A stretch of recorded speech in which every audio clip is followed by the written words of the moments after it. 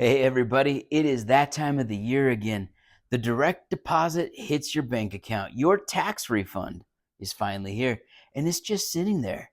And if you're anything like me, those new tech gadgets are looking pretty tempting, or a nice little getaway is also starting to look pretty appealing as well. But if you're trying to move from classroom to cash flow, we need to treat that money like a tool rather than a lottery win. So today I'm going to break down my top 5 financial tips to kind of get you thinking about your future.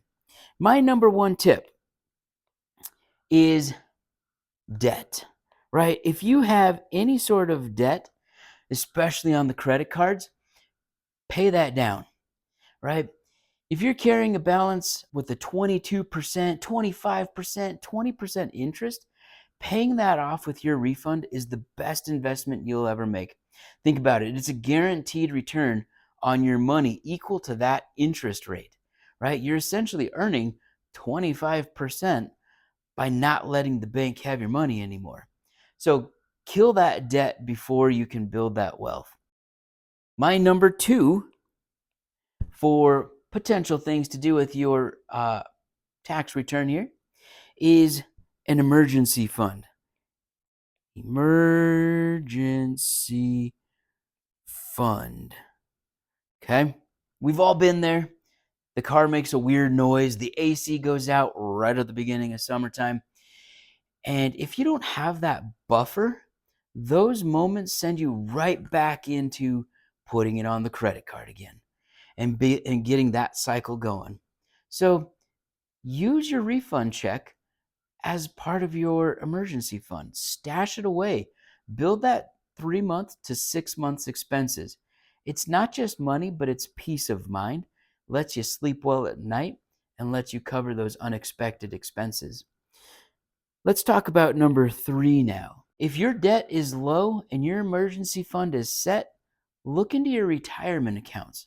Whether that's a Roth or a traditional IRA, whether that's a 457 or any other investment vehicle you're using, dropping your fund into it right now it's April, also gives you the remainder of the year for that money to compound. If you leave it in there for several years, if not decades, that money grows substantially. For those of us in education or even side hustling, maximizing your tax advantage accounts is how we actually stop trading time for money later in life. So that one there, retirement accounts. Okay, let's talk about number 4 here. Number 4 is all about investing in yourself. As an educator, your earning potential is your greatest asset. Use that refund maybe for some certifications, maybe going back to school, maybe for some other workshops that might be able to push a side hustle. If I were to invest $1,000 of my tax return into a side hustle that could potentially return $10,000, that's a huge rise in my revenue stream, right? So think about ways that you can invest in yourself. My last one here, my top 5, is investing in your future. Okay? This future might include your family, your kids. Maybe you're putting some money aside into a 529.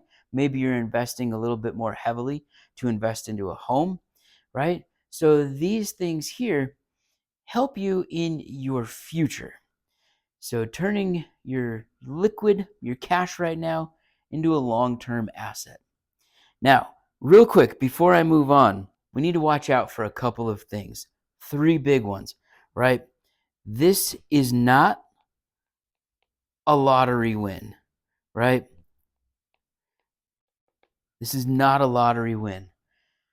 Don't treat it as free money. It's not just to be spent because you got it. Number 2, let's call this get rich quick. Get rich quick. Be careful of the get rich quick scams. They're out there. They're impulsive. They might sell them as investments. Sometimes it's more of a gamble, though.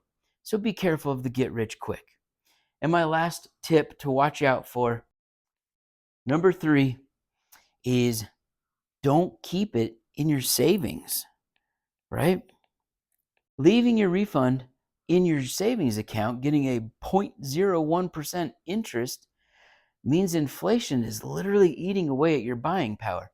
Put it to work. What can this money do for you to grow? So, tax season doesn't have to be stressful.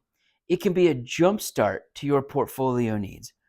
Which of these 5 things might you be able to prioritize this year?